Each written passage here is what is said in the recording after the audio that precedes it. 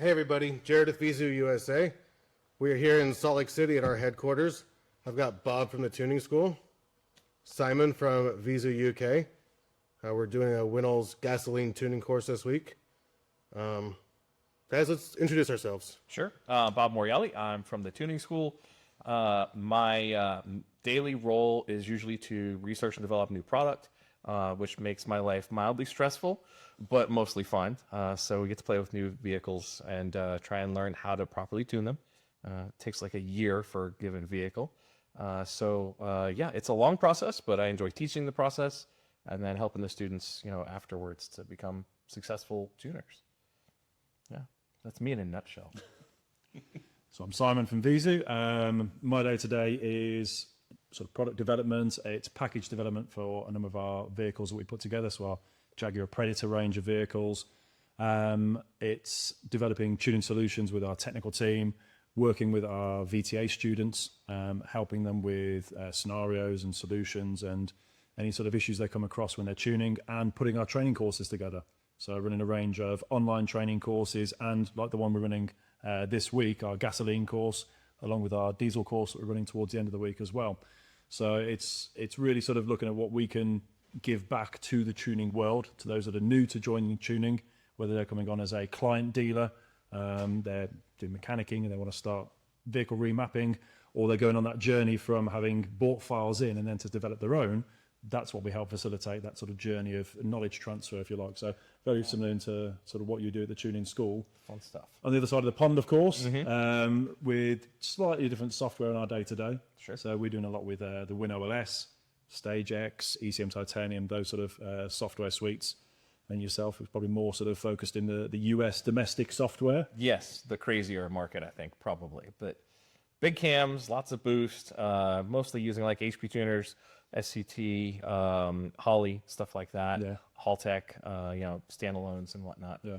But yeah, similar but different. Same but different. Yeah. I think that's one of the things that's really sort of interesting, being across this sort of side of the world in the US, seeing that sort of the day-to-day conversations that we're having around tuning, where it's not uncommon to go, 1,000 horsepower at the wheels, 1,500 horsepower at the wheels. Oh, it's just the daily car. Yep. Whereas that is a full-blown drag car. If you're in the UK, it's very different. I mean, you see similar as well, Jared, don't you, with obviously the dyno here and the tuning that you're doing at Viezu USA.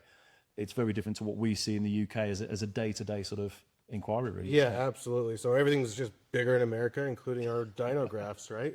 It's true. Yep. So and that's, I think it's more of a hobbyist thing, and we see more hobbyists with these big builds, more so than the commuters. Yeah. I know fuel prices and everything plays a factor in the size of our vehicles, displacement, all that. Yeah. And on that note, the types of vehicles. So Bob, you teach people how to tune in Florida. I know you guys do HP Tuner stuff. HP Tuners is a great product, but they're covering Mercedes as well as some Audis and all the domestic stuff that we see here at our shop as well. So what do you focus on? What do you teach? Well, the most of what we teach is still domestic. It's still GM, Ford, and Dodge, because I think that's still the bulk of what the customer base using their product is focused on.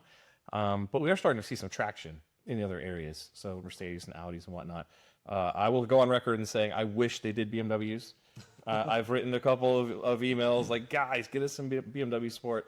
I don't know if it's weird here in America or if it's normal, but for us, performance-minded European car drivers are Audis and BMWs. The guys that own Mercedes over here are like doctors. There's nothing wrong with that. They'll own an AMG because they're cool, but you're not going to go to like a road course here in America and see an AMG rolling around the road course. It's not normal. Yeah. When we go to the road course, it's 90% BMWs and everybody else. But I do wish they would support that. If you guys are listening, please support that.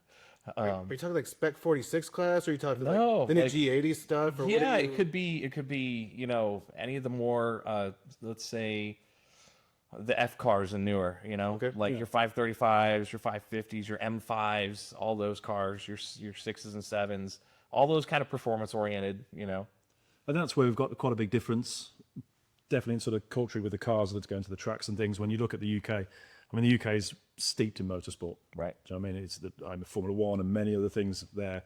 It's a melting pot of engineering companies making bolts and pieces and carbon upgrades and titanium, this and that and the other for cars. When you go to any of the track days or any of the events, it's a melting pot of vehicles. Everything from old sort of 60s minis running around with maybe Honda VTEC swapped out into the things, to your high power Evos. You've got Porsches. Porsches are plenty, of course, in Europe and stuff. It's one of the go-to sort of track cars. It's such a good car. I know you like your Porsches as well, Jared. Absolutely. But it's everything. We see Jaguars on the tracks. You see everything you've ever seen. If you look at the Nürburgring of sort of the track days, the open public days, of all those random cars on cool. there. We get the stuff in the UK as well. In Europe, you do get that sort of big mix of vehicles out there. Yeah. So it's not just sort of one particular thing. So you say Mercedes. Yeah. So many Mercedes performance orientated in the UK see those that come in for tuning and they things. show up. Wow. Yeah, in America, I don't know. Maybe it's just because you have so much culture around your Corvettes, Camaros, your Mustangs, your Chargers, your Challengers, and then the European crowd. We kind of look at those cars as those are good dailies, but the ones you would take on a track are typically your M cars and your Porsches. Yeah. You see them as well, but you just don't see like a Mercedes, and there's really not a lot of Audis on track per se. But the opportunity to tune them isn't really any different. Yeah. It's a different purpose maybe, but the opportunity is still there. And we talk about tuning dailies as well, things that can actually be used that way, and they would be great for that. I think that's probably one of the big things. We're talking in the class and things over the last couple of days. What we see in Europe and in other places in the world as well, because I mean we support guys all over the world with their tuning. It's that stage 1, stage 2 is that sort of really popular thing. I can go and take it to the track if I want to, but I can still use it as a daily. I'm not having to worry that I've got to put race fuel in it or find out where the next E85 barrel delivery is coming from. Because again, things like the ethanol are not as popular. They're not available really at the pump in the UK. You can't just go and fill up with the 85 at any sort of gas station you want. So it's very much sort of that staged tuning, if that makes sense. The stage 1, stage 2, your bolt-ons, you're nice and safe. You're within the limits and the safe limitations of the engine. You're not throwing your cams and your so on and so forth at the cars. That's hard. You know what I'm talking about, Jared. Like here. Well, yeah, and there's a crossover. So I want to take a quick break real quick. Yeah.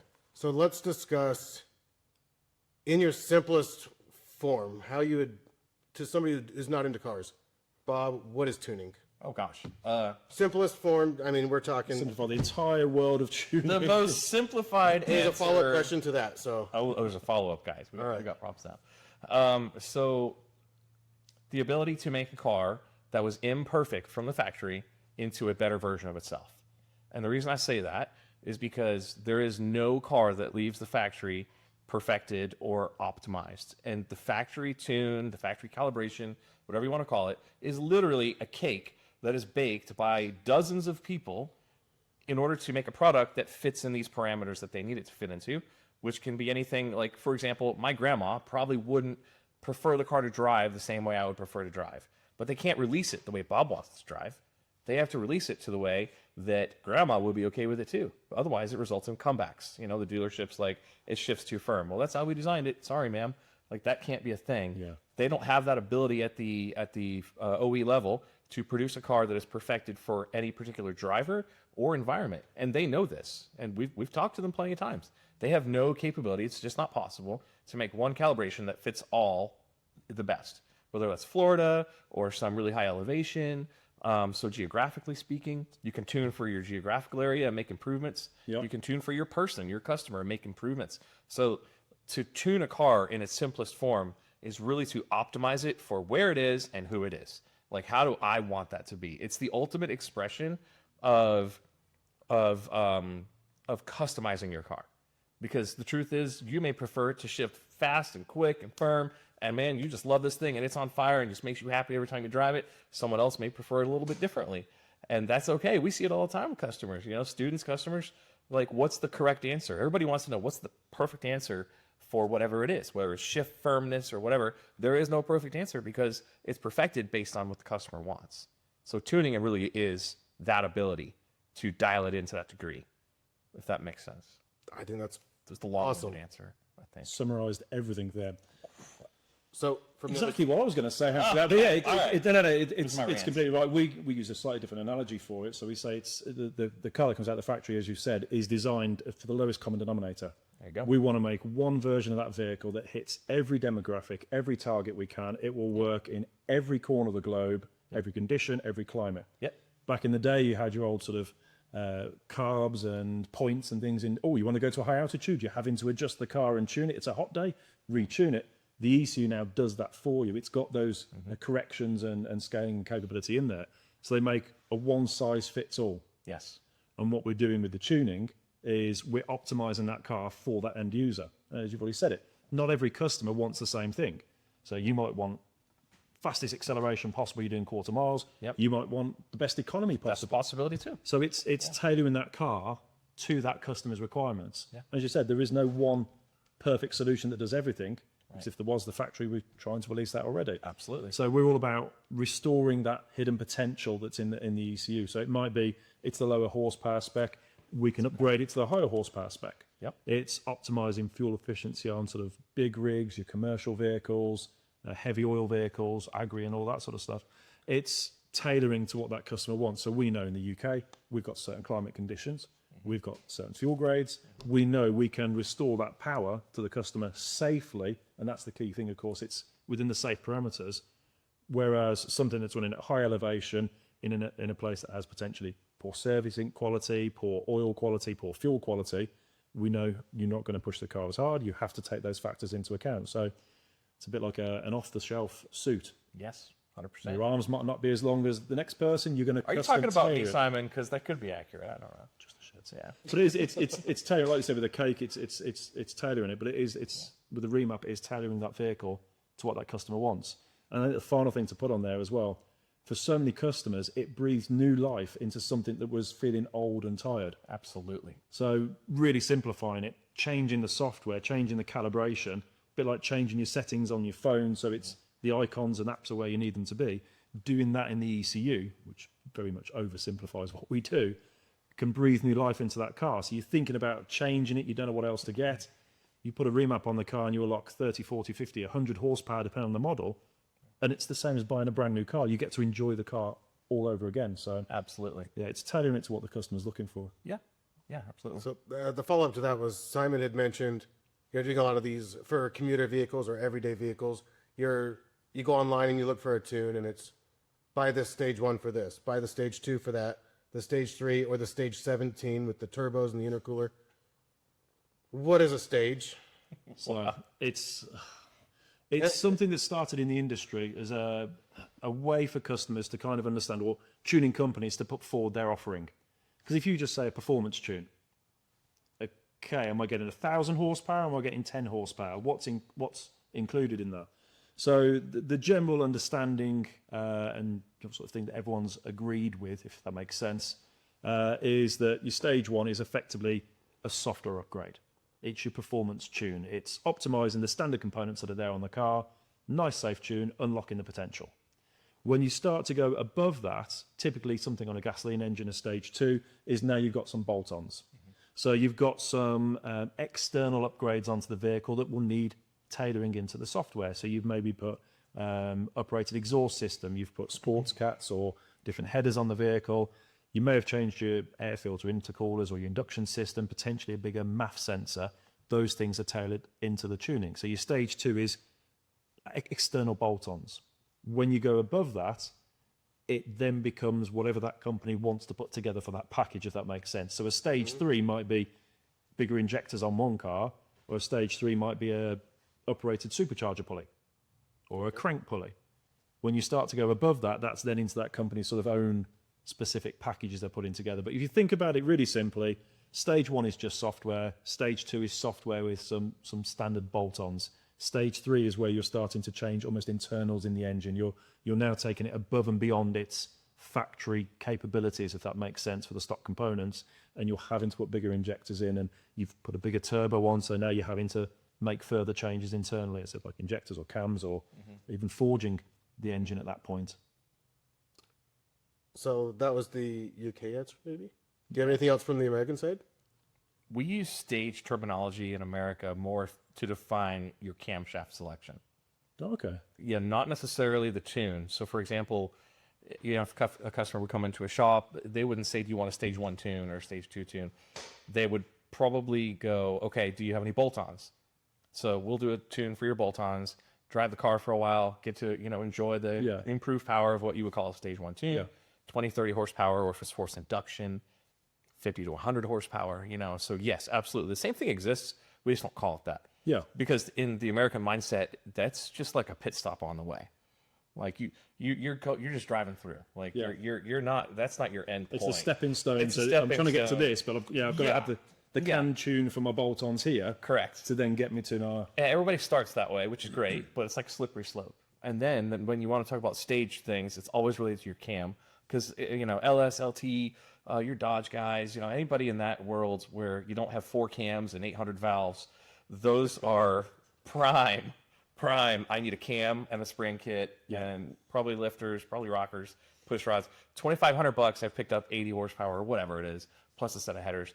That's the typical progression. Yeah. Guys will get that. Girls will get that. They will love it. They'll love the sound, the performance. But this is American V8 side, right? It's not your typical smaller displacement with boost. The EcoBoost people don't do that. There's no purpose in that. Yeah. They just need boost. They need a can tune. They're happy with their vehicles. They don't need them to be loud and ridiculous because they don't sound that great. And they're happy. And to be fair... Oh, with the right exhaust system, they sound all right. Come on, whoa. No, there's definitely a big sound difference between the cars, of course, yeah. It is, but it just depends on who the customer is and what they have. But the point is anybody with American V8 is going to go that approach of bolt-ons, probably a cam, and then ultimately a blower or a turbo of some kind. Yeah. And that's you get almost married into a dyno shop because they're your trusted source. That plus the internet, of course. Very trusted source. But they'll give you advice along the way. You're laughing because you know what I'm talking about. I do. And yes, the internet won't tune your car for you, so talk to your tuner and build that relationship. Yes, 100%. It's the perfect thing, guys. Like, you find a shop you're comfortable with, keep with them, and appreciate them and thank them. It's well, that's something we dealt with today. Is like, and be honest with them. Yeah. So everybody's had those customers like, yeah, I did that modification, and they didn't. And this is the guy that would call and say, hey, I've got a Audi A4. Can I get a stage 3 tune? Like, what modifications have you done? What is a stage 3 to you? And more or less, it's hey, I think there's a merging there, teaching the stage names. Yeah. What modifications have you done? What's going on? And let's tune for that rather than putting it in a box of stage this and stage that. Sure. But what's the big plan? I think that's really where I want to know. What's the objective? What do you want to do with the car? What are you trying to achieve? Yeah, you've heard stage 4, stage 5 on the internet. That's great, but the car's standard. Okay, so what's the budget? What are you looking to invest in it? Yep. You don't want to change the turbo, you don't want to change the injectors, don't want to change the exhaust. Sure. Just stage 1. Yeah, and stage 1 in Texas is 800 at the tires, just so we're all clear. It's the same. Everything's bigger in America, isn't it? Bigger in Texas. Of course, yeah. You have Texas, then the rest of America, and if you're not making 800th tire in Texas, you're not anything. It's the Republic of Texas. Yes, seriously. That's the thing. No, we get in Europe as well. There's then stages factor into things like the turbos. So you've mentioned stages with your cams. Yeah. We get stages with things like turbos and stuff as well. So you get a stage 1 turbo or stage 2 turbo. And I think there's definitely a misconception in the public domain as to what fits with what car, if that makes sense. So you get someone who have a stage 2 tune and they get their turbo uprated. A stage 2 turbo does not go with a stage 2 car. That stage 2 turbo has now doubled the horsepower capacity of the engine, and then you're into many other modifications as well. So I think you said it, and Bob did as well, but to sort of bring it back to what we're talking about with the customers, it's about educating. And I think that's crucial for any tuning shop that's worth their salt, whether it's tuning shop with a dyno, whether it's a service centre, a garage that does your annual inspection on the vehicle that does tuning as well. Yeah. Any good service shop, garage, tuning centre will talk to you about what's involved in the tuning, what condition your car's in, what's required to get you to those goals, and ultimately sometimes say that's not achievable, or the condition of the car doesn't lend itself to that tuning. Yes. Yeah. And the most successful shops I've seen always have one person who is the contact with the customer. It's not necessarily the people doing the work, but they are relational people. Yeah. They're good. You come in, well, how can I help you? What do you want done? What's your plan? They're friendly and they're informative, and they'll educate them. Yeah. Most of your people executing the work don't really want to do that. So my advice to shop owners is always, are you that person? Or do you need to have someone who is that person? Yeah. Because if you want to really be successful, they have to be personable. Not necessarily the same. It could be. I know some shop owners are great talking to customers, but maybe your tuner isn't the right person. Like maybe you need to have the right person who can say, you're a great candidate for a stage 2 setup. This is what I would recommend. This is your drivability you're going to get. This is your power window. Like, we think it'll make 450 to 500 at the tire. Is that kind of in your... I think that's a good point. You mentioned something there that where there's a difference between the UK and the US. Definitely have your front house person that builds that relationship.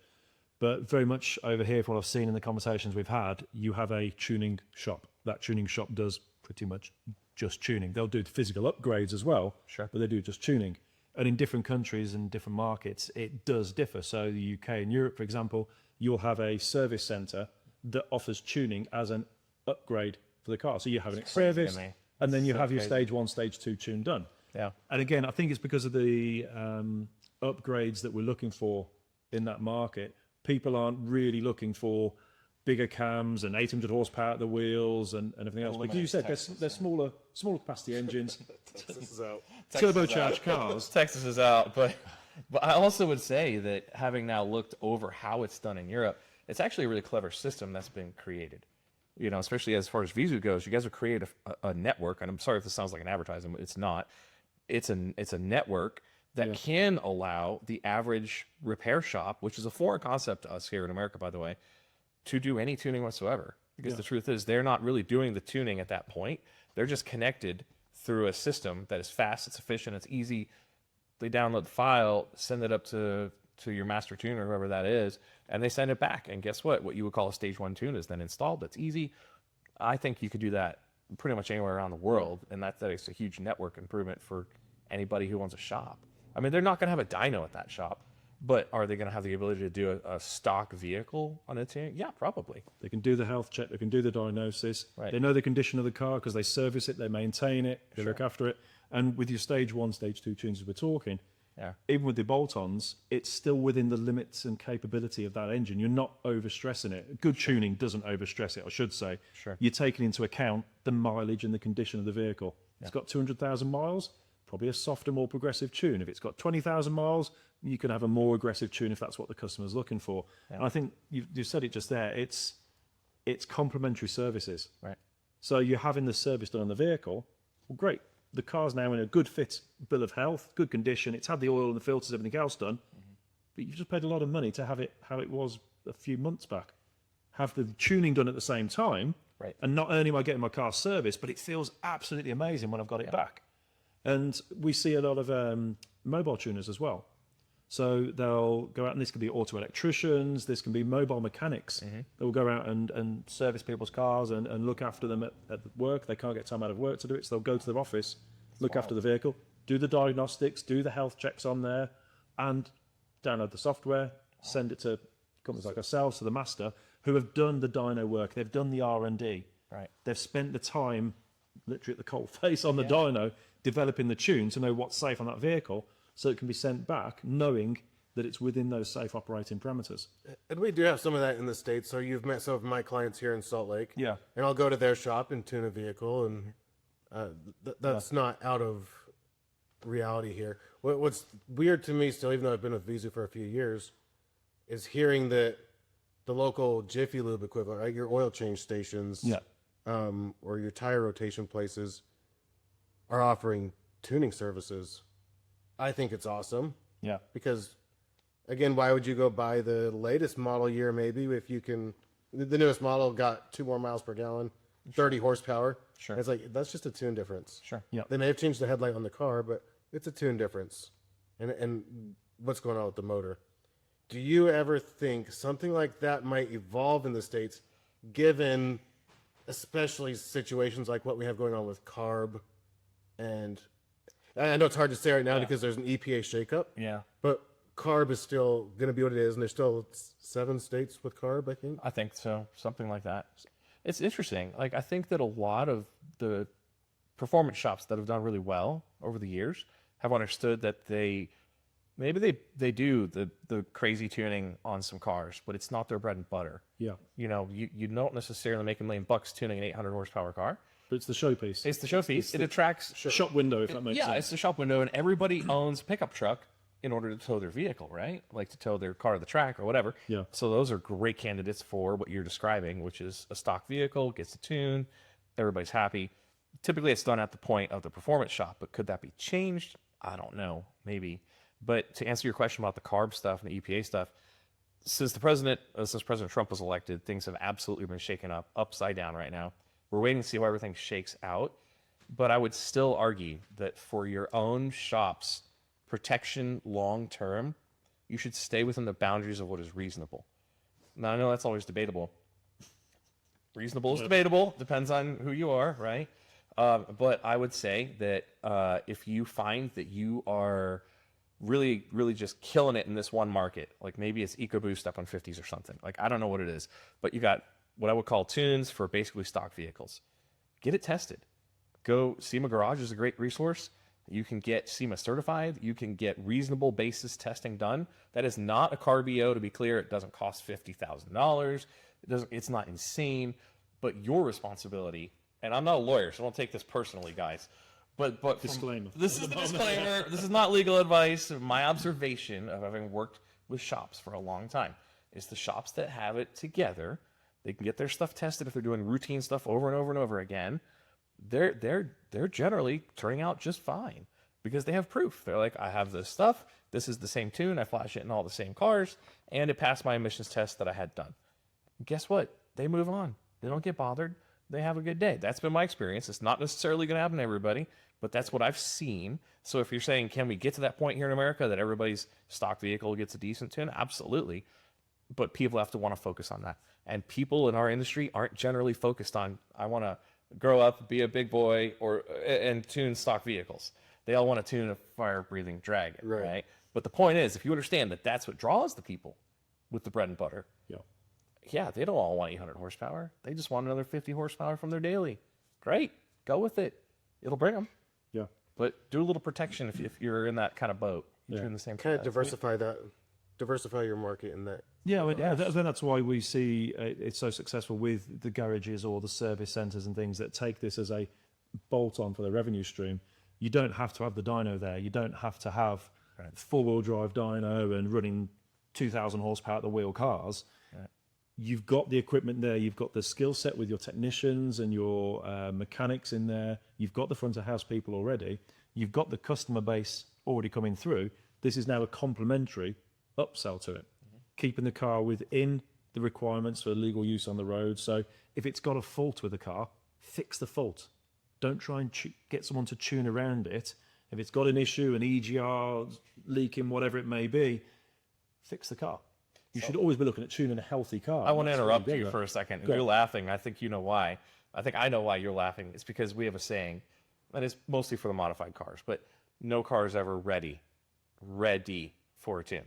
A guy will put a cam in or a blower on or whatever. It'll show up. I'm ready for my tune. And I'm like, does that sound like it's got a misfire to you? Yeah, but I think it just needs tuned. You can't tune out a misfire? No. Laptop's only so good, you know? Right. So you don't know where the misfire delete map is, no? I don't have that button on mine. It's only on European laptops. And if we could cover that in the trailers, Bobby. Yeah, there we go. But it's one of those things, we always recommend tuning a healthy car. Now, in not all cases that's possible. You might have a vehicle where the component's no longer available. So we were discussing something with Aston Martin and things earlier, and that's not saying there's an issue with Aston Martin, but there was an older Aston Martin, the part's no longer available. They have to tune around that issue to fix the car. It's not something that's vital for the engine to run. It's something that can be tuned around, but ultimately sometimes these things have to be done. You'll see sensors where you've replaced the sensor and the sensor still throws a fault. It doesn't affect the actual running of the vehicle. You've replaced, everything's fine on the car. It's one of those ghosts in the matrix. Sure. Sometimes you have to fix the issue, and it does need a recalibration to resolve that issue. It might just be a software update. Could be. Fixes the calibration in there. But it's always recommended that tune a healthy car. There's revenue opportunity in that statement. Of course, yeah. You know, modified cars or not. You know, if it comes in and it's got a misfire, I'm sorry, no. I will be happy to diagnose it for you. Diagnosis. It's $100 an hour. Repair work, fix the car. Yeah. And now you know even more so that it's in a fit state of health for tuning. We get a little more, we actually get a little more extreme. I don't know if you've gotten to this point yet here, Jared, but we got more extreme with it because at one point we had customers who would bring their unhealthy cars. We put it on the dyno for a tune. We didn't know it was unhealthy. And then invariably, 30 minutes later, unstrap it, send it home. It's got a problem. And then we would go, hey, your dyno bill is $500. We know you didn't finish the session today. So if you'll just pay half, we'll be happy. You'll be happy. And of course they didn't want to because they didn't get a dyno tune, but they're really being inconsiderate because you have a shop to run and they took a space of your productivity that day, right? That slot that you didn't get paid for. So we ultimately came up with a rule, which is there's a yellow line. Once your tires cross this yellow line on the way up to the dyno, your minimum responsibility is half of the dyno cost bill. So it's, if you agreed upon $500 for a tune, $250 is going to happen regardless if we actually uploaded a tune, because you took our space that day and our time that day with a car that you may or may not have known. And it's okay, we're not going to rob you, but when you come back, you can pay the other half of your bill with a healthy car. But we have to get paid because people were actually utilizing us as a diagnostic tool. They didn't want to even check it. Like, they're like, oh, they're just going to tune it to figure it out. No, that is not the purpose of a good dyno shop or a performance shop. We've seen that, and also, I've done some work with NASA and formerly Utah Motorsports Campus. It's now Burt Brothers Motorsports or something along those lines. But race teams would call and say, hey, especially right now, it's springtime, races are starting. It's, hey, we've got the car, it's ready to go. We've been working on it all winter. I need the dyno for like 8 to 10 hours. Okay, we've got 2 cars. We've got the whole team's going to be there. And then, okay, cool. We'll open early for you. We're going to get both cars done that day. I'm there. And then by noon, I'm like, where are these guys? Yeah. They're not showing up. Yeah. And when you're $200 an hour, Yeah. and you guys have met my staff, so we hire engineers here. I don't have any mechanics. They're actually engineers here. I can't just not get paid for a whole day and have people on standby, professionals to help. So what we've done is we've started pre-booking. So now if you want to get on my dyno or use one of our services, you can actually just go on our website and schedule it. And then you pay for it with your credit card. Something goes wrong that day, say we're 1 hour into a 5-hour appointment. Sure. There's always reason. You've already prepaid for it. But go get your car fixed, come back. I'll work with you. I'm happy. You've paid for a service. I want to see you get that service. I think this is the thing, though. It's working with the customer as well, and a good tuning shop or service station, whatever it is. I mean, we do the same. You get cars that come up. The customer doesn't know the history of it. Right. They don't know who's done what to the software before. It's been mapped before, and they didn't know. They've tuned every car they've ever had. So they've just bought this car. They love it. Second-hand car. It's good condition. They bring it in for tuning, and find out it's already tuned. It's one of those things that you just sometimes have to take on the chin a little bit.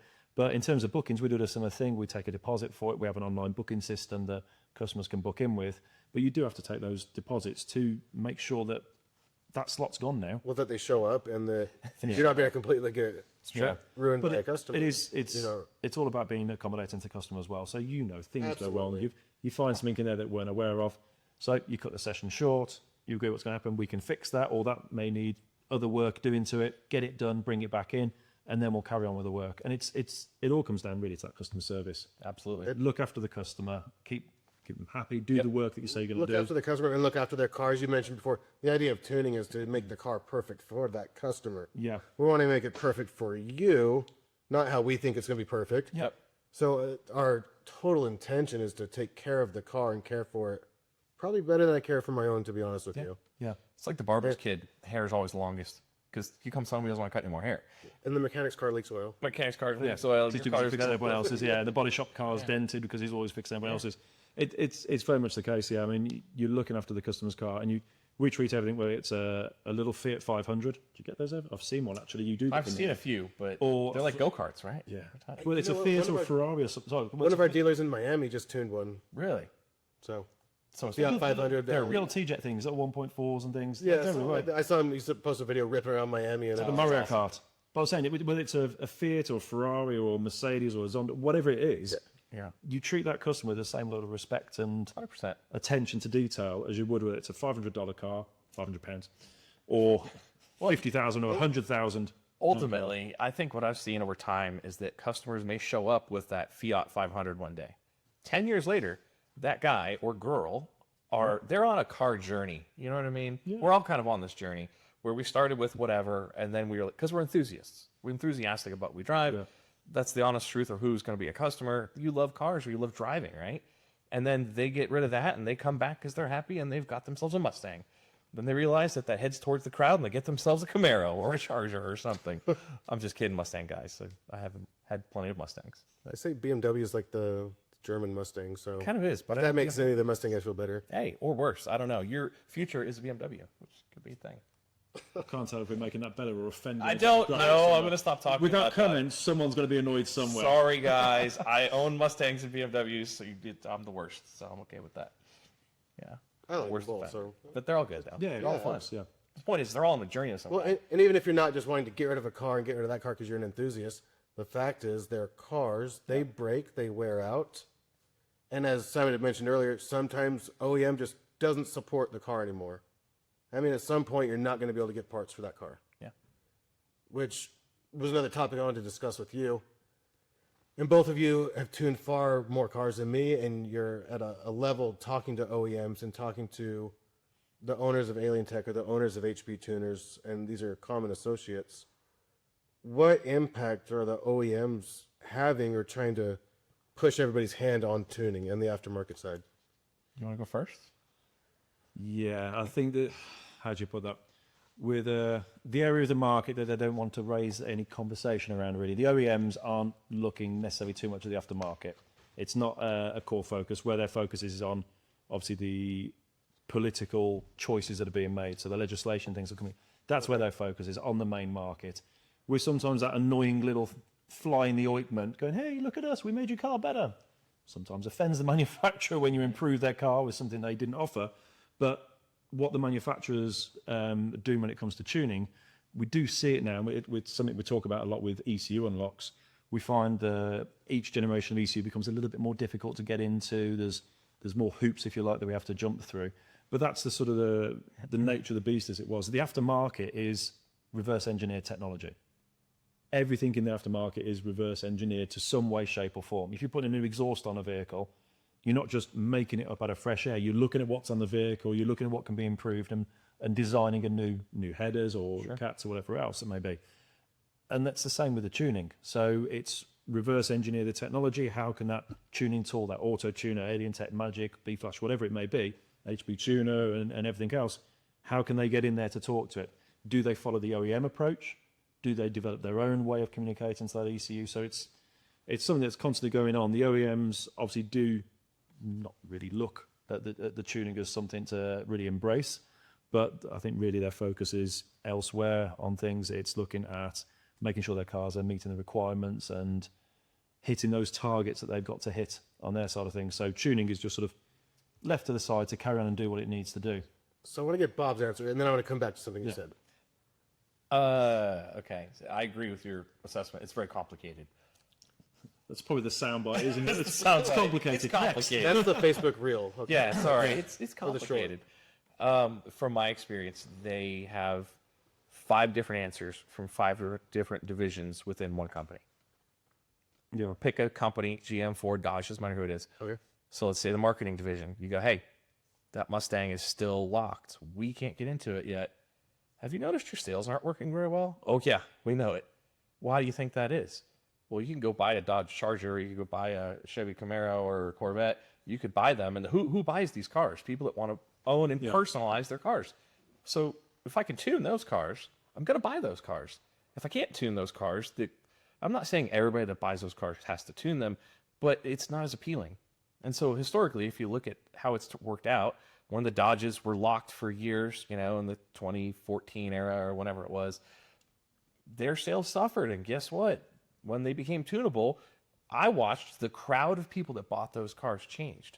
And now they're getting tuned, they're getting modded, parts are flowing, and sales went up as a result. So I know it's a long answer for the company. So the marketing people at one company really would love it if everything was unlocked. And generally speaking, they're enthusiastic people anyway. You get the other side, which is your attorneys, your bean counters, whatever you want to call them, within a company who go, liability, we can't leave this thing unlocked. The keys to the kingdom can't be unlocked for everybody.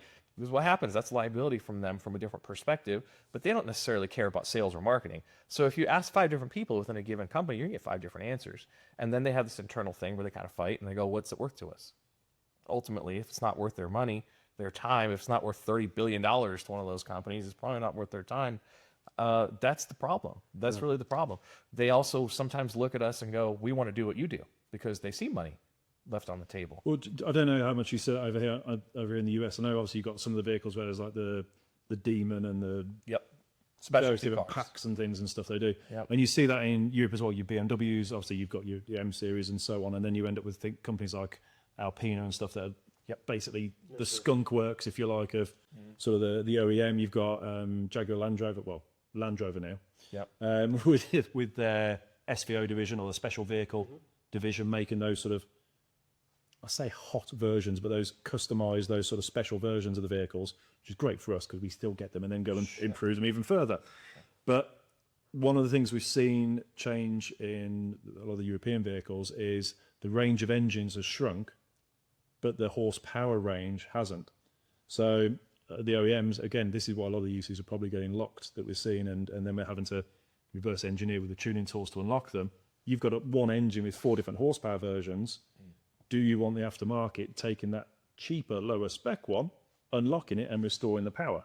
It's a great thing for our customers. You take a 450 horsepower Jag, Remap, 600 horsepower, lovely, massive smile on the customer's face.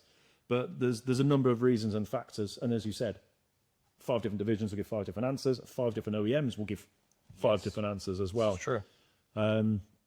All knows it's good from our point of view that we do have the ability to go in there and modify these vehicles, whether it's recent ones and that sort of cat and mouse game, getting into the ECUs, the latest generation, or you're going way back to sort of the early 2000s and even late 90s, old chip tuning days. I remember. And still tuning those sort of vehicles. There's a huge range of things out there.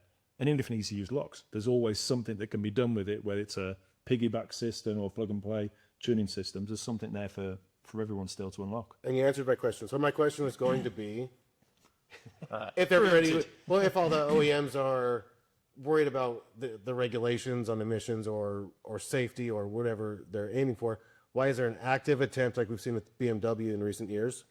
Well, and even the VAG vehicles until recently on their diesel motors. Why is there an active attempt to lock it? And is that a correlation you think between the OEMs wanting to lock it, or because like Ford's MD1 and Volkswagen's MD1? So is it a Bosch and Continental thing, or is it a Ford BMW thing?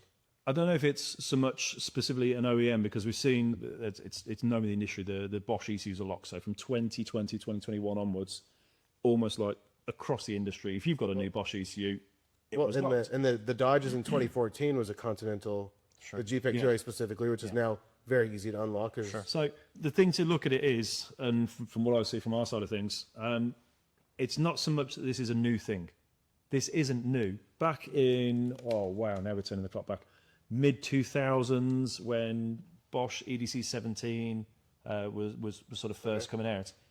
It was all doom and gloom. It was the end of the world. We're never going to be able to tune again. It's always that way. 6 months later, the first tuning tool now supports it on the bench or in boot mode. You connect and direct to the circuit board. Another 6 months, a year later, you've got other tools that are out there supporting it, and we can now tune them OBD. So that's when things like RSA key encryption came out. But you go back even further to 1996, showing my age with things OBD2? OBD2 comes out, but when you have checksum, first comes in. So you got like sort of pre-96. You just go and tune a chip, throw it in. If you go back to 86, I want to say it was 86, I had a before I was born. Oh, wow, that's painful. I had a magazine from 86, I think it was, Carcraft or Hot Rod or something from back then. I remember reading it and going, the world is over, or at least they thought back then the world was over, because cars now come with a brain box.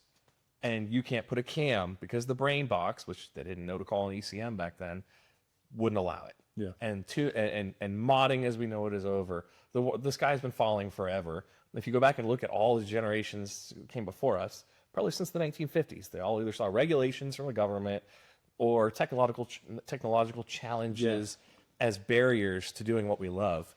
The truth is, it doesn't matter if you're American or European. It doesn't matter where you are. If you have a passion for it, nothing is unbreakable. Look at the C8 Corvette. They said, this is not going to be tunable. This is not going to be something you can get into.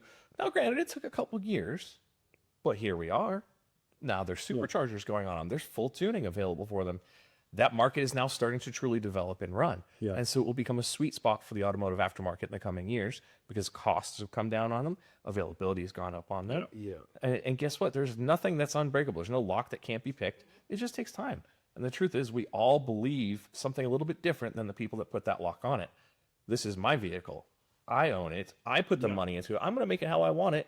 That is not something that you can just throw away, guys. Like, I know people would just rather beat all of us over the head and go, no, you cannot touch it. You cannot do it. The rules say, I don't know. I bought it. I paid for it. It's mine. So sorry, guys. That's just a fact of life. And I don't think it's just an American thing. No, it's a worldwide thing. If you bought it, you own it. It's yours. yours to do what you want with. Yeah. Yeah. So as long as there's a will, there will be a way. It might take some time, but And that's the, I was going to say, it's one of those things. It's a cat and mouse. A new ECU comes out, or a new security comes out, or new encryption, or a new processor that no one's seen before. It takes time to work out a way into that, to communicate with it. Some take longer than others. Yeah. Some get developed really quickly. And it's also, the method is an interesting thing to talk about. I mean, we talk about tuning. It's usually through the OBD port, through the diagnostic port. A lot of the ECUs, when they first were developed, especially in sort of the mid-2000s when RSA key encryption came out, it was boot only. You're opening the ECU, you're connecting pins, and it's all sort of a long process and opening up the brain of the car to do this stuff. And actually, The brain box. Yeah, the brain box. We're back to that again, aren't we? that again. I like it. But then We're going with it. We're going with it. you go into the latest stuff now, and actually, we've almost bypassed that as a development because we're doing similar to the OEMs. We're doing download from the cloud, upload into the ECU. So a new ECU gets developed and supported. Actually, it supported OBD first, and that really complicated connecting directly to the board to take an extraction of the data might follow 6 months or a year or two later. So it's, again, that shift in technology within the industry and the approach. We're constantly just developing. Tuning tool manufacturers and ourselves are constantly just pushing the boundaries of what's available there. Well, you have the engineers that lock it down to begin with. You also have the engineers that want to have some fun. Yeah. You know, modify their car and do what they want with it. So it stands to reason that there will be an unlock somewhere. The engineer that was formerly of the OEM is now He might- formerly of the aftermarket. Yeah, It's he spent changed years team, locking it yeah. and now spends years unlocking the things. That's okay. It's what happens. That's okay. It's called freedom.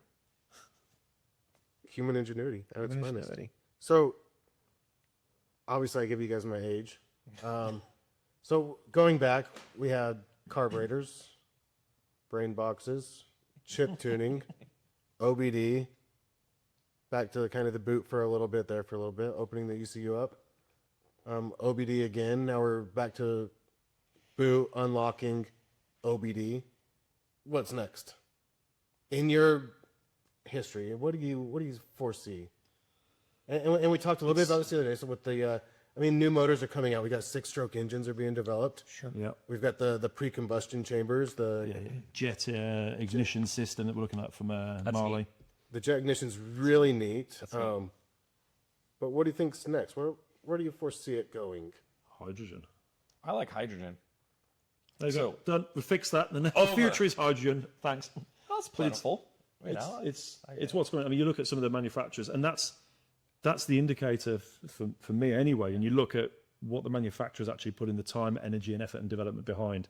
You've now got BMW, Toyota. Yeah. I know Toyota has flirted with hydrogen in the past. I think it's the Toyota Moira, I think, or Mirai. Moira, something like that. They've now got there's prototype vehicles of the latest Toyota little hot hatch, the little GR Yaris thing running around 1.3, I think it is 3-cylinder, running hydrogen. BMW have got X5s running hydrogen now. JCB. Now this is where it gets really interesting when you've got a manufacturer of big, heavy, traditionally diesel engines, and they're now making commercially viable, selling them around the world, hydrogen-powered engines. And the great thing for us is it's still a combustion engine. It's a nice engine. So again, there'll be ECUs, brain boxes. Brain boxes. First, that is now stuck on a It's t-shirt. there brain forever. box. Brain boxes.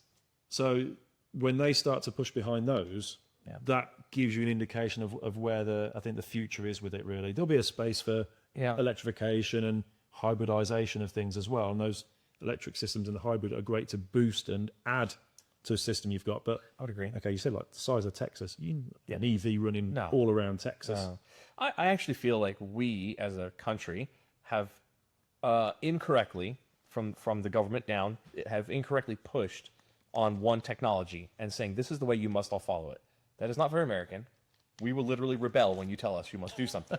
If history has taught us anything, don't tell us to do something. Sorry. Sorry, that's the UK. No, yeah. We do this similar, but we do it on the inside. Okay. And we sort of Just rumble and grumble. yes, and then carry on. Yeah, we Keep calm and carry on. keep calm and carry on, but we refuse to buy your technology. So the way it, not yours, but in this case, the EVs push that we saw that they called a tidal wave, a revolution of transportation. They tried to set up the infrastructure. I personally am kind of tech agnostic. I don't care if the best solution for a situation is EV, hydrogen, gasoline, or diesel. I don't really care what the right answer is. I just don't like being forced into a funnel where you will pick this answer and it will be the right answer. And we're going to make sure of it by pushing your other technologies out of the picture by very, very strict regulation. Yeah. That's wrong. So whoever's watching that did that, I don't like you. But the truth is, it's the wrong answer for the public. It's the wrong answer for the market. And we believe that you should be able to pick and have the freedom to choose. Maybe an EV is the right answer for you. Maybe you live in a small, kind of a commuting zone. You can charge at home. You only ever go 30, 40 miles. Maybe you're 100 miles. That's fine. But the thing is that it has an application and a place. Yeah. Don't force us to use it to drive cross country. It's a terrible option. Nobody wants to spend 4 hours charging. Maybe at least let me pick hydrogen or gasoline or diesel, and don't get down the rabbit hole so much that there's a millionth of a gram of an emission from this tech that must not be allowed. Like, that's just asinine. Yeah, you're going to force your D10 cat dozer to be it's battery powered. It's crazy. Four massive truck trailers with batteries in, plugged in with this. A bit like as before we went to cordless vacuum cleaners and hoovers and things. You're going to have your dozer hardwired into a battery pack to run around. Yeah. It doesn't have a practical application everywhere. And as you said, it's competition between these different systems breeds innovation, and it pushes the technologies of all those different systems forward. Yeah. And we come back to it's your thing you bought. You should be allowed to do what you want with it. Yeah. If we're going to go EV, that's fine. Don't restrict us in terms of what we can do with it. Yep. Let us optimize it. Let us get in there and do what we want. There's always a way to tune anything. I don't care if it's a car, a truck, an SUV, a boat. We talked about that earlier. You can tune boats, by the way, guys. Yeah. Same things apply to all these different things. There's no reason the industry can't exist to do that, to provide it as a service to someone that wants more performance, better economy, whatever the answer is, that should be allowed. I did mention that, which was really interesting. The boats, the marine stuff. I think that's something that's so overlooked. Yes. Effectively, if it rolls or floats and has got an engine with a brain box. With a brain box. Without a brain box, old school tuning, if you've got a brain box, you can tune that vehicle. Sure. Yeah. I mean, from a jet ski to a 40, 50-foot pleasure craft. You go bigger, you've got some big commercial diesel engines in there, but it can all be done. If it's got an ECU, there's always a way somewhere to improve that engine for what you're looking for. They all have fuel. They all have combustion. Yeah. You can optimize that ratio. Yeah. And that's what it comes down to. I like it, but, back to your point, I also don't like the people that are pushing all these rules on us, to be very, very clear. Yeah. But as we discussed earlier, my ideal vehicle that would suit my needs every day would be a hybrid diesel. Sounds fun. And I can't find one. But because I do like 600 foot-pounds of torque. Yeah. I don't want a short range. Yep. But it'd be nice to get 60 miles a gallon. I agree. Why can't 70 that miles be a gallon. Why combined? can't I? Yeah. It should be. So I do like electric vehicles. I think I've been in some Teslas and they perform great. If we could put one of those motors on my diesel truck, sure, I'd be so happy. And I'm sure there's a booth at SEMA with someone doing that. It's a thing. We will be at SEMA this year. Yeah, so we'll be at SEMA. There you go. Okay. That wasn't a deliberate plug. I was actually saying there will probably be someone who's done that conversion or putting that conversion together. It is a really good show for that sort of innovation and new products and things there. So let's bring these two subjects together. Recently, a Utah legislator proposed to ban all diesels. Yeah, like it was 2008 or 2010 and older. So there's an emission thing within the Salt Lake Valley. And we do have inversion in the winter, and you go outside and the skies are gray because of the air between the two valleys. This Utah representative said we're going to ban all these diesel trucks. All the local truckers and the independent on the road truck drivers are up in arms about it, mad at Congress. Sure. And this is one of those things. All my customers would text me, "Hey, do you see this link on KSL, on Fox, on this?" I was like, "Okay, let's see how this goes." Then I get a phone call from an advocate group, wanting to bridge the gap between the tuning side and this congressman. So this was where it ties back to SEMA. Not only do they throw a great show every year, and they also do our emissions testing. Yes. They're such an awesome organization. I called Bob and I said, Bob, I need help. We're going to have a congressman in the shop. It's a fun phone call, by the way. Yeah. We're going to have a congressman in the shop. I don't want to say the wrong thing. I want to promote that American ingenuity and that spirit and I guess worldwide ingenuity. That human nature to want to be us and control our machinery. And we don't want to be told by the hires, you can't own that. You can't do this. And so let's talk about SEMA and how their legislative branch works into this, because it keeps coming back to that. It always does. It always just loops back to that. So we have a great team, and I don't work for SEMA, by the way. I'm just a volunteer. To be clear, all of us are SEMA business members, and we pay them. Right. Yeah. We pay a membership fee to belong to SEMA. So and a booth fee. And they all are, going to improve the industry in one way, shape, or form. That's how it is. As a group, we are definitely stronger. SEMA has organized councils and networks, and I'm gonna get on that soapbox for a minute. Please do, because I love SEMA. SEMA's great, and they realized a long time ago that in order to be highly effective, you need small groups. You can't just be one big conglomerate that go do different things. You can't have everybody doing it at the same time. Yeah. So they have councils and networks, and I belong to the Emerging Trends and Technologies Network. The short of that is ETTN. And our job is we're literally volunteers. We do not get paid. We are all either business owners or engineers or product developers or somebody in the room of some member company. So you could be a dyno shop. Heck, you can make window film or tint. It doesn't matter. And we give our time freely, and we have a common goal, which is to protect the industry from whatever's coming down the line. So as that group of engineers, product developers, and people who care, we look and go, wow, what's that new tech coming down? What could that potentially do, good or bad, for the average SEMA member company? And then we put out information, we do video series, we do education, we do all sorts of great things. So guys, if you're watching, please Google it, SEMA, ETTN, go join it. It's free, literally free. It costs you $0. As a member, you get all this great information, education, whatnot, and you can provide input, and you can maybe even help out too. So that's my number one thing. But number two, I would say SEMA has always done a phenomenal job and has put a lot more resources recently in the last 5 years into the protective aspect of our industry, which is DC. Let's be honest, it's DC. So hiring people to be on the DC team, we have the SEMA Action Network. These are individuals whose job it is to literally look at the stupid bills that come out, whether it's in a state or whatever, state, federal level, local level, that could potentially harm our freedoms. And they've got a lot of that crap shut down. And it's because we advocate. Yeah. We have a team there advocating, and they call Jared. Hey, Jared's like, hey, I got a congressman wants to come visit, talk about this. What do we do? Well, if you didn't have someone to call, how's that going to go? We don't know. But now you have someone on the DC team who's like, hey, so we read the bill they're wanting to put out. This is what we think of it. Yeah. We think this is a serious problem, or this is not a serious problem. And this is how we should give you some guidance and maybe even show up and help. They did it a step further than that. SEMA, and I'll push it beyond what you said. Yep. It's free to join ETTN. Yep. It's less than $100 to join SEMA for a year, and this is the kind of support that they give me. Yeah. So you put me in contact with them via email. Mm-hmm. I immediately had a phone call the next business day. That was probably on a weekend. I was texting with you, and it was, do you need somebody out there? Do you need talking points? What's the bill? Then, maybe later that day or the next morning, can't quite remember, they were like, okay, here's the zip code that congressman is from. Here's how much money goes into the automotive industry. This is how many auto shops are in that area. This is how many tire shops, oil changes. And his zip code, which is in north of Salt Lake, was like $1.2 billion contribution over the last 10 years in the automotive industry. So why is this congressman trying to make an infringement on old semi repairs, tire changes? People are trying to maintain their vehicles. Oh, sure. And the biggest part of that bill that really kind of got to us was, if a truck driver has a 2008 semi, why?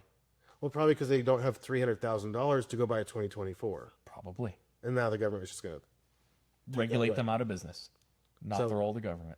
Do you have anything else to say about your work with SEMA? Because I know you do work with them, and sure.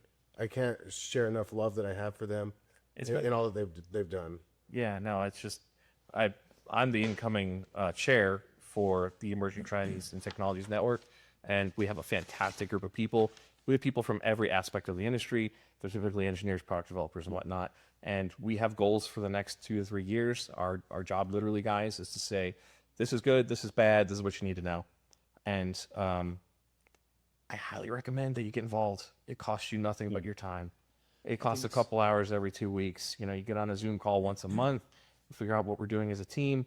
We figure out, like, maybe Jared has a strength in a certain area and you have a strength in a different area, and then you each go and attack it, and then we come back and we figure out how we best improve from there. So I think something from our side of the pond in UK and Europe, there's various small bodies and things that have tried to sort of gain traction out there. I mean, there's an up-and-coming one, the Guild of Tuners, that's got a lot of professional tuners coming on board. I think in Europe especially, it's kind of, well, I'm a tuner, I'm going to keep to myself. I can't talk to that person because, well, they're another tuner. They could be competition. Sure. Oh, he might buy parts from someone that I don't buy parts from. I think it's very much a thing, and this is my call to all of you in Europe, and sort of call to arms if you were with this. There is legislation out there, there's proposed legislation. There was a recent white paper that was put forward in the UK that actually motivated a lot of UK aftermarket businesses to petition against. But these things do come down the pipeline. It's not just something in the US. We have it in Europe as well, whether it's in your own country or across Europe as a whole. I think getting more organised and getting together as a collective, things like the Guild of Tuners, and there's European bodies and so on and so forth, bringing that standardisation to the aftermarket automotive is really key and crucial. So whether you're running a local garage or you're into tuning, working together and building that community, and there's plenty of business and work out there for us to do that, to work harmoniously together, will give us a stronger voice in the aftermarket. It can't just be on the shoulders of tuning tool suppliers or those big sort of aftermarket parts suppliers, your exhaust suppliers or your wheel suppliers, wherever it may be. Everyone, whether your turnover's small or your turnover's well into the 7 figures, all have a part to play in protecting that aftermarket automotive industry for us. Customers want to upgrade their cars. They've been doing it since cars were first created, modifying them and upgrading them. Before that, people were modifying and putting different things on their horses, custom saddles and so on and so forth. Racing stripes. I don't know. Go faster stripes down your original Mustang. Titanium stirrups, was that Original Mustang. Titanium stirrups, yeah. Yeah. New market's opening right now, guys. But this is the thing, it's the customers are there, the market's there, people are still going to want to modify their cars, whether it's EV, hydrogen, whatever it may be. Diesel hybrid doing 60 miles per gallon, we'll try and find you one, Jared. Love it. Whatever it is, I'll buy the it. market's there for it. So we have a right to, we need to stand up and protect that for ourselves. So for future business, for future customers and things, and it's... You have to do it before it gets too far down the line. Yeah. Because otherwise you're kind of in a boat like we were for the last several years, where we let them do what they want, and next thing you know, they've regulated you to you're in a corner of a small nothing. You can use the analogy. You can use the analogy of tuning with that. With anything, it's better to have preventative maintenance than it is to try and fix the thing after. I agree. Prevent it from breaking. Yeah. Instead of having to go, oh, it's broken, now we have to take it all out and fix An it. ounce of prevention is worth a pound of cure. Wow. Anybody ever heard that before? I've never heard that before. So, SEMA worldwide would be awesome. Smaller than SEMA, though, PRI. So I know you love PRI. Love PRI. Quick discussion about what PRI is, and then we'll get into how PRI, tuning, aftermarket ECUs are kind of playing to the market. PRI stands for Performance Racing Industry. It is also a trade show, just like SEMA is. Yeah. SEMA actually owns PRI. They bought it years and years ago. But they serve different sides of the market. So, SEMA is your automotive restyling. It's really everything for a car. But SEMA is very car culture focused. Yeah. Which could also include tuning and performance. There's no distinction there. But the PRI show is where only performance racing enthusiasts go. It's your motorsport arm. So for Motorsports. For using analogy, you SEMA's your aftermarket. Yes, as a And whole. PRI is your track, your quarter mile, your racing. Yeah. Yes, if you're into performance of anything, whether it's brakes or suspension or going fast, it's at PRI, and it's a huge show. It's up in Indianapolis. It's December of every year. It is worth going to, guys, like 100%. I love PRI. I love the show. I love what they stand for, and they're highly focused, kind of like how SEMA is highly focused on the legislative aspect of protecting us. They also work in parallel, but motorsports advocation, which is how do we protect our tracks? Tracks are disappearing. Why are tracks disappearing? Well, we get regulated out of a zone. Maybe they don't Maybe the commissioners determine they need 10,000 homes there instead of a racetrack. That's a problem. And you end up having less and less tracks out every year. And so they've come up with a lot of great methods to improve the lifespan and the ownership and the profitability of the motorsports side of the industry. And so they do advocate and protect that and also promote that in lots of different ways. So great team at PRI too. Yeah. But then we don't have something as big in the UK. We tend to have smaller shows. So there's tuner shows that set up. You have, I mean, probably the big one in the UK is the Autosport International Show, which is a more motorsport focused show, but it has an element of aftermarket and styling and things on there. But again, you get different things around Europe. So every country probably has its own sort of aftermarket show, and then it's more motorsport sort of focused things. Nothing on the scale of sort of SEMA and PRI, but as we've already said, America does everything big. Yeah. So there are those shows and things over there, but they tend to be more locally focused, if that makes sense. But then again, there's the bodies like UK Motorsport that's pushing for protection of racetracks and investment. As long as you're effective, it doesn't really matter. As long as they're out there just doing what they love and being effective at protecting and providing for the industry, it doesn't matter if there's 500 people at that convention or, I don't know, 300,000. I don't know what the numbers are, but they're huge, whether it's SEMA or PRI. They're big, but it doesn't matter. You have a small group, really effective too. Yeah. It's all about the passion for the industry. It's one of the best things that I love about our industry is we show up because we want to, and we look at it as we get to do this. How many times do you see people who show up for work and go, I get to do this? It's rare. So that's why we're passionate about it. That's why we fight for it, because I don't want to show up and get confined to a cubicle all day. And, if that's your jam, guys, sorry. If that's good on you.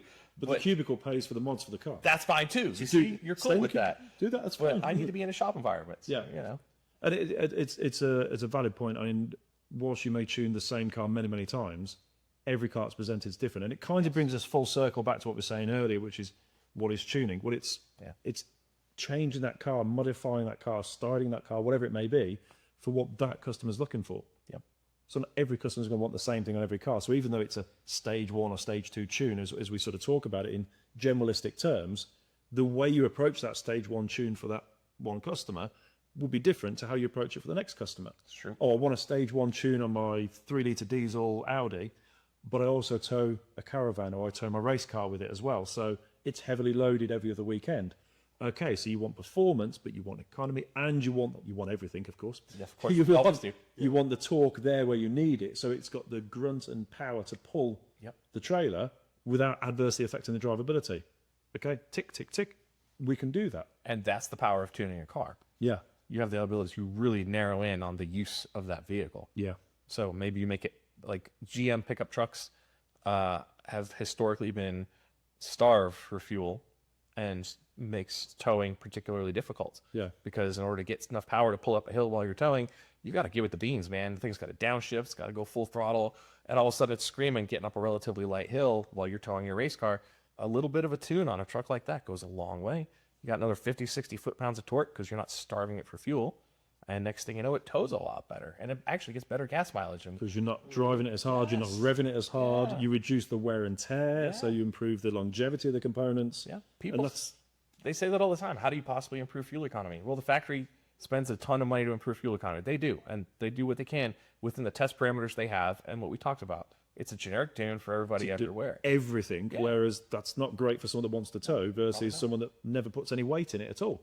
Probably correct, yes. 2 completely different tunes needed. Yep. Both could be an equivalent stage 1 tune or a tune without any hardware modification, so it's a software calibration on there, but they both need different things. Yep. And that is the beautiful thing about what we do. Yep. And that's why I enjoy it so much, because every day is different.